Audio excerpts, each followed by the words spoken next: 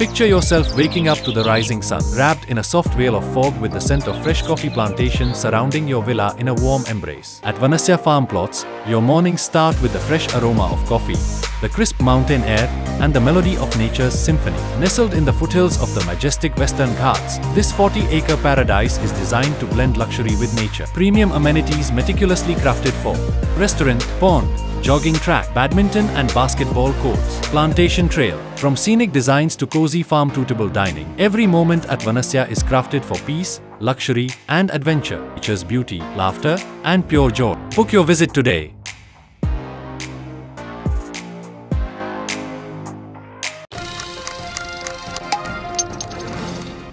ನಮಸ್ಕಾರ ಸ್ನೇಹಿತರೆ. ಸಾಮಾನ್ಯವಾಗಿ ಯಾವುದಕ್ಕೆ ಆದರೂ 25 ವರ್ಷ ತುಂಬಿದ ಮೇಲೆ ರಜತ ಮಹೋತ್ಸವ ಆಚರಣೆ ಮಾಡಲಾಗುತ್ತೆ.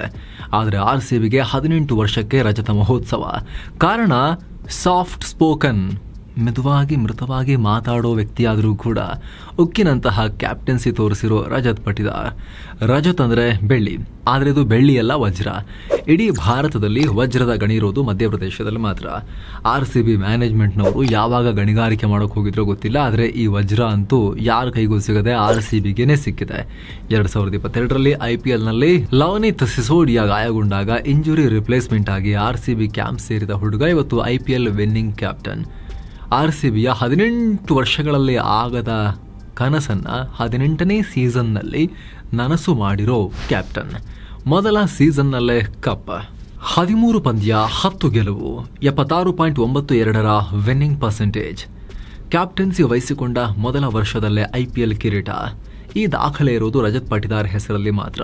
2025ರ ಸೀಸನ್ ಶುರುವಾಗುವ ಮುನ್ನ IPLನಲ್ಲಿ ಬರೀ 27 ಪಂದ್ಯ ಆಡಿದ್ದ 31ರ ಹುಡುಗ ಲೆಜೆಂಡರಿ ಫಾಫ್ ಡುಪ್ಲೆಸಿಸ್ ಮತ್ತು ವಿರಾಟ್ ಕೊಹ್ಲಿ ಅಂತವರ ಜಾಗವನ್ನ ತುಂಬುತ್ತಾರೆ ಅಂತ ಬಹಳ ಜನ ಅಂದ್ಕೊಂಡಿರಲಿಲ್ಲ. ಆದರೆ ಕ್ಯಾಪ್ಟನ್ ಆಗಿದ್ದು ಆಯ್ತು, ಈಗ ಕಪ್ ಎತ್ತಿದ್ದು ಆಯ್ತು. ಅನಿರೀಕ್ಷಿತ ಆಗಮನ, ಮರೆಯಲಾಗದ ಬಹುಮಾನ. ವಿರಾಟ್ ಹೇಗೆ 18 ವರ್ಷದಿಂದ ಒಂದೇ IPL ಟೀಮ್ಗೆ ಆಡಿದಾರೋ, ರಜತ್ ಪಟಿದಾರ್ ಕೂಡ RCB ತಂಡಕ್ಕೆ ಮಾತ್ರ ಆಡಿರೋದು. 2021ರಲ್ಲಿ ಕೇವಲ 20 ಲಕ್ಷ ಬೇಸ್ ಪ್ರೈಸ್ಗೆ RCB ರಜತ್ ಪಟಿದಾರ್ ಅನ್ನ ಪರ್ಚೇಸ್ ಮಾಡಿತು. ಆ ವರ್ಷ ಅಂತ ಪರ್ಫಾರ್ಮೆನ್ಸ್ ಬರದೇ ಇದ್ದ ಕಾರಣ ಮರು ವರ್ಷ ಡ್ರಾಪ್ ಕೂಡ ಮಾಡಿತು. ದುರಾದೃಷ್ಟನೋ ಅದೃಷ್ಟನೋ ಗೊತ್ತಿಲ್ಲ, ಹರಾಜಲ್ಲಿ ರಜತ್ ಪಟಿದಾರ್ ಅನ್ಸೋಲ್ಡ್ ಆದ್ರೂ ಯಾರೂ ಮೂಸಿಲ್ಲ. ಆದ್ರೆ ಆಗ್ಲೇ ಹೇಳಿದ ಹಾಗೆ 2022ರ ಸೀಸನ್ ನಲ್ಲಿ ಇಂಜುರಿಗೊಳಗಾಗಿ ಟೂರ್ನಿಯಿಂದ ಹೊರನಡೆದ ಕರ್ನಾಟಕದ ಯಂಗ್ಸ್ಟರ್ ಲವನಿತ್ ಸಿಸೋಡಿಯಾಗೆ ರಿಪ್ಲೇಸ್ಮೆಂಟ್ ಆಗಿ ವಾಪಸ್ ಕರ್ಕೊಂಡ್ಬರ್ಲಾಯ್ತು ಇವ್ರನ್ನ. ಲಿಟ್ರಲಿ ಈ ವರ್ಷ ಮಯಾಂಕ್ ಅಗರ್ವಾಲ್ ಬಂದ ರೀತಿನೇ ರಜತ್ ಪಟಿದಾರ್ ಬಂದಿದ್ದು. ಆದ್ರೆ ಅದರ ನಂತರ ಪಟಿದಾರ್ ಹಿಂದೆ ತಿರುಗಿ ನೋಡಿಲ್ಲ. ಇವತ್ತು RCBಗೆ ಕಪ್ ಎತ್ತಿ ಕೊಟ್ಟಿದ್ದಾರೆ. ಹಾಗಾಗಿ ಅವರ ಕ್ಯಾಪ್ಟನ್ಸಿ ಬಗ್ಗೆ ಸ್ವಲ್ಪ ಮಾತಾಡಲೇಬೇಕು. Silent tsunami. ಸ್ನೇಹಿತರೆ, ಒಂದು ತಂಡ ಮುನ್ನಡೆಸೋಕೆ ಅನುಭವ ಬೇಕು. ಅದರಲ್ಲೂ ಕೂಡ ಬರೀ ಸ್ಟಾರ್ ಪ್ಲೇಯರ್ಸೇ ಕ್ಯಾಪ್ಟನ್ ಆಗಿದ್ದ RCBಯನ್ನು ಲೀಡ್ ಮಾಡೋದು ಅಷ್ಟು ಈಸಿ ಇರಲಿಲ್ಲ. ಈ ವರ್ಷ ಅಂತೂ 18 ವರ್ಷದಲ್ಲೇ ಅತಿ ಹೆಚ್ಚು ನಿರೀಕ್ಷೆ RCB ಮೇಲಿತ್ತು. ಆ ಪ್ರೆಷರ್ ಇಂಡೈರೆಕ್ಟ್ ಆಗಿ ಕ್ಯಾಪ್ಟನ್ ರಜತ್ಗೆ ಟ್ರಾನ್ಸ್ಫರ್ ಆಗಬೇಕಾಗಿತ್ತು. ಆದರೆ ಆ ಪ್ರೆಷರ್ ಒಂದು ಮ್ಯಾಚ್ನಲ್ಲೂ ಕೂಡ ಅವರ ಫೇಸಲ್ಲಿ ಕಾಣಲಿಲ್ಲ. ರಜತ್ ಪಟಿದಾರರ ನಾಯಕತ್ವದ ಅನುಭವದ ಕೊರತೆ ಅವರ ಬ್ಯಾಟಿಂಗ್ನಲ್ಲಾಗಲಿ, ಫೀಲ್ಡಿಂಗ್ ಸೆಟ್ಟಿಂಗ್ನಲ್ಲಾಗಲಿ, ಬಾಲಿಂಗ್ ಆಯ್ಕೆಯಲ್ಲಾಗಲಿ ಚೂರು ಕಾಣಲಿಲ್ಲ. ಮೊದಲು ಬ್ಯಾಟಿಂಗ್ ಬಗ್ಗೆನೇ ಹೇಳಬೇಕು ಅಂದರೆ ಈ ಸೀಸನ್ನಲ್ಲಿ ಮಧ್ಯದ ಕೆಲ ಮ್ಯಾಚ್ಗಳಲ್ಲಿ ಮುಗ್ಗರಿಸಿದ್ದು ಬಿಟ್ಟರೆ ಟೂರ್ನಿ ಆರಂಭ ಹಾಗೂ ಅಂತ್ಯದಲ್ಲಿ ಕ್ರೀಸ್ಗೆ ಬಂದಾಗಲೆಲ್ಲ ಫಾಸ್ಟ್ ಬೌಲರ್ಗಳನ್ನು ಹಾಗೂ ಸ್ಪಿನ್ನರ್ಗಳನ್ನು ಈಕ್ವಲ್ ಆಗಿ ದಂಡಿಸಿದ್ದಾರೆ, ಅಟ್ಟಾಡಿಸಿದ್ದಾರೆ. ಪಟಿದಾರ್ ಮೊದಲ ಬಾಲ್ ಫೇಸ್ ಮಾಡುವಾಗಲೇ ಅರ್ಧ ಗಂಟೆಯಿಂದ ಕ್ರೀಸ್ನಲ್ಲಿದ್ದಾರೇನೋ ಅನ್ನೋ ರೀತಿಯಲ್ಲಿ ಈಸಿಯಾಗಿ ಶುರು ಮಾಡ್ತಾ ಇದ್ರು. ಶಾರ್ಟ್ ಸೆಲೆಕ್ಷನ್ ಟಾಪ್ ಕ್ಲಾಸ್, 143ನ ಸ್ಟ್ರೈಕ್ ರೇಟ್ನಲ್ಲಿ ಬ್ಯಾಟ್ ಬೀಸಿದ್ದಾರೆ. ಫೈನಲ್ ಸೇರಿದ ಹಾಗೆ ಸಾಕಷ್ಟು ಪಂದ್ಯಗಳಲ್ಲಿ ಕ್ಯಾಮಿಯೋ ಇನ್ನಿಂಗ್ಸ್ ಕೊಟ್ಟಿದ್ದಾರೆ.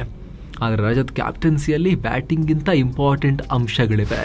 RCB ಪಾಲಿನ ಕ್ಯಾಪ್ಟನ್ ಕೂಲ್, ವಿರಾಟ್ ಬೆಂಕಿಯಾದ್ರೆ, ಮಾಹಿ ಐಸ್ ಆದ್ರೆ, ರಜತ್ ಪಟಿದಾರ್ ಮಂಜು, ಮೃದುವಾದ ಮಂಜು. ಅವರ ಅಗ್ರೆಷನ್ ಫೀಲ್ಡ್ ಸೆಟ್ಟಿಂಗ್ನಲ್ಲಿ ಕಂಡುಬರ್ತಾ ಇತ್ತು, ಮುಖದಲ್ಲಿ ಕಾಣಿಸ್ತಾ ಇರಲಿಲ್ಲ. ಆರಂಭಿಕ ಮ್ಯಾಚ್ಗಳಲ್ಲಿ ಕೆಲವೊಮ್ಮೆ ಸ್ಲಿಪ್ಗಳನ್ನು ಹಾಕೊಂಡು, SRH ವಿರುದ್ಧದ ಮ್ಯಾಚ್ನಲ್ಲಿ ಶಾರ್ಟ್ ಲೆಗ್ನಲ್ಲಿ ಫೀಲ್ಡಿಂಗ್ ಹಾಕೊಂಡು ಬ್ಯಾಟರ್ಗಳನ್ನು ಕಾಡಿಸಿದ್ರು. ಆ ಅಗ್ರೆಷನ್ ಬಿಟ್ಟರೆ ಗ್ರೌಂಡ್ನಲ್ಲಿ ಎಂಥದೇ ಪ್ರೆಷರ್ ಸಿಚುವೇಶನ್ ಬಂದರೂ ಕೂಡ ಬಹಳ ಸ್ಮೂತ್.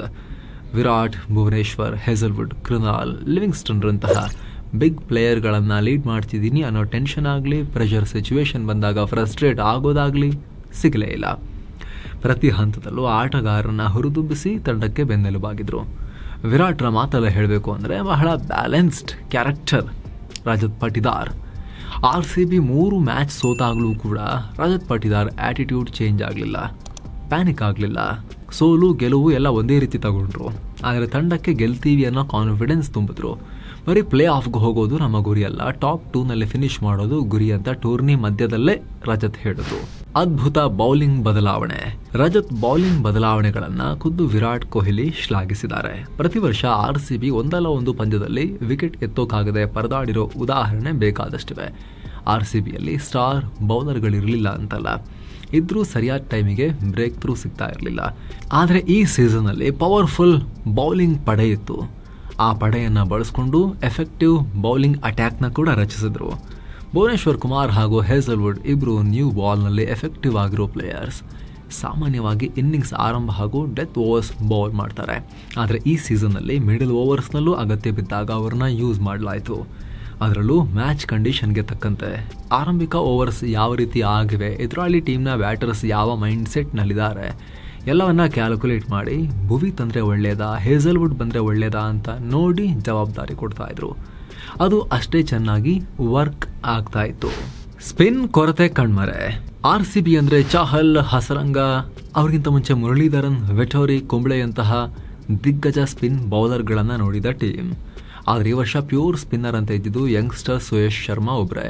ಸುಯೇಶ್ ಶರ್ಮಾ ವಿಚಾರದಲ್ಲಿ ನೀವು ನೋಡಿರ್ಬೋದು, 2-3 ಪಂದ್ಯದಲ್ಲಿ ಅವರು ಆರಂಭದಲ್ಲೇ ರನ್ ಹೊಡೆಸ್ಕೊಂಡಿದ್ರು ಕೂಡ 15th ಓವರ್, 16th ಓವರ್ನಂತಹ ನಿರ್ಣಾಯಕ ಘಟ್ಟದಲ್ಲೂ ಕೂಡ ರಜತ್ ಅವರಿಗೆ ಬೌಲಿಂಗ್ ಕೊಟ್ಟಿದ್ರು. ಇದರಿಂದ ಸುಯೇಶ್ KKR ವಿರುದ್ಧ ರಸಲ್ ವಿಕೆಟ್ ಎತ್ತಿದ್ರು, CSK ವಿರುದ್ಧ ಧೋನಿಯನ್ನ ಕಟ್ ಹಾಕಿದ್ರು. ಮೊದಲ ಕ್ವಾಲಿಫೈಯರ್ ಪಂದ್ಯದಲ್ಲೂ ಕೂಡ ಪಂಜಾಬ್ ಮಿಡಲ್ ಆರ್ಡರನ್ನು ಮನೆ ಕಳಿಸಿದ್ರು. ಸುಯೇಶ್ ಬಿಟ್ರೆ ಸ್ಪಿನ್ ಅಂತ ಇದ್ದಿದ್ದು ಆಲ್ರೌಂಡರ್ ಕೃನಾಲ್ ಪಾಂಡ್ಯ ಹಾಗೂ ಲಿವಿಂಗ್ಸ್ಟನ್ ಈ ಸೀಸನ್ನಲ್ಲಿ ಎಫೆಕ್ಟಿವ್ ಆಗಿರಲಿಲ್ಲ. ಆದರೆ ಡಿಫೆನ್ಸಿವ್ ಸ್ಪಿನ್ನರ್ ಅಂತ ಕನ್ಸಿಡರ್ ಮಾಡಲಾಗೋ ಕೃನಾಲ್ ಪಾಂಡ್ಯ ಈ ಸೀಸನ್ನಲ್ಲಿ ಮಿಂಚಿದ್ದಕ್ಕೆ ಸರಿಯಾದ ಟೈಮ್ನಲ್ಲಿ ಅವರ ಬೌಲಿಂಗನ್ನು ಯೂಸ್ ಮಾಡಿದ್ದು ಕೂಡ ಮುಖ್ಯ ಕಾರಣ. ಹೇಸಲ್ವುಡ್ ಅಂತ ಸ್ಟಾರ್ ಬೌಲರ್ ಟೀಮ್ನಲ್ಲಿದ್ದರೂ ಕೂಡ ಕೃನಾಲ್ ಪಾಂಡ್ಯರನ್ನ ವಿಕೆಟ್ ಟೇಕಿಂಗ್ ಬೌಲರ್ ಅಂತ ಪಟ್ಟಿದಾರೆ ಹೇಳಿದ್ದಾರೆ. ಫೈನಲ್ಸ್ನಲ್ಲಿ 8ನೇ ಓವರ್ನಲ್ಲಿ ಸುಯೇಶ್ ಶರ್ಮಾಗೆ ಜಾಸ್ ಇಂಗ್ಲಿಸ್ 15 ರನ್ ಚಚ್ಚಿದ್ರು ಕೂಡ ರಜತ್ ಫಾಸ್ಟ್ ಬೌಲಿಂಗ್ ಕಡೆಗೆ ಮುಖ ಮಾಡಲಿಲ್ಲ, ಬದಲಿಗೆ ಕೃನಾಲ್ಗೆ ಬಾಲ್ ಕೊಟ್ಟರು. ಪರಿಣಾಮ ಸೆಟಲ್ ಆಗಿದ್ದ ಪ್ರಭ್ ಸಿಮ್ರನ್ ವಿಕೆಟ್ ಬಿತ್ತು. ಅದರ ನೆಕ್ಸ್ಟ್ ಓವರ್ನಲ್ಲಿ ಪಾರ್ಟ್ ಟೈಮ್ ಬೌಲರ್ ರೊಮಾರಿಯೋ ಶೆಫರ್ಡ್ಗೆ ಬಾಲ್ ಕೊಟ್ಟಿದ್ದು ಮತ್ತೊಂದು ಸರ್ಪ್ರೈಸ್ ಮೂವ್. ಆದರೆ ಅದೇ ಶೆಫರ್ಡ್ ಬೌಲಿಂಗ್ನಲ್ಲಿ ಡೇಂಜರಸ್ ಶ್ರೇಯಸ್ ಅಯ್ಯರ್ ವಿಕೆಟ್ ಬಿತ್ತು. ಮತ್ತೆ ಕೃನಾಲ್ ಓವರ್ನಲ್ಲಿ ಜಾಸ್ ಇಂಗ್ಲಿಸ್ ವಿಕೆಟ್ ಬೀಳ್ತಿದ್ದ ಹಾಗೆ RCBಗೆ ಅಪರ್ ಹ್ಯಾಂಡ್ ಸಿಕ್ತು. ಅಲ್ಲಿಂದ ಮುಂದಕ್ಕೆ ಕೊನೆ 8 ಓವರ್ ಹೇಗಿತ್ತು ಅಂತ ನೀವೇ ನೋಡಿದ್ದೀರಾ. ಬೆಣ್ಣೆಯಿಂದ ಕೂದಲು ತೆಗೆದಂಗೆ RCB ಗೆದ್ದು ಬೀಗ್ತು. Champion captain. ಮ್ಯಾಚ್ ಗೆದ್ದ ನಂತರ, ಚಾಂಪಿಯನ್ ಆದ ನಂತರ ರಜತ್ ಒಂದು ಮಾತನ್ನ ಹೇಳಿದ್ರು. ವಿರಾಟ್ ಕೊಹ್ಲಿ ಬಗ್ಗೆ ಮಾತನಾಡುವಾಗ, it's a great opportunity to do captaincy under him. ಅಂದರೆ ವಿರಾಟ್ ಕೊಹ್ಲಿ ನೇತೃತ್ವದಲ್ಲಿ ಕ್ಯಾಪ್ಟನ್ಸಿ ನಿರ್ವಹಣೆಗೆ ಅವಕಾಶ ಸಿಕ್ಕಿದೆ, ಇದರಿಂದ ಸಾಕಷ್ಟು ಕಲ್ತಿದ್ದೀನಿ ಅಂತ ಹೇಳಿದ್ರು.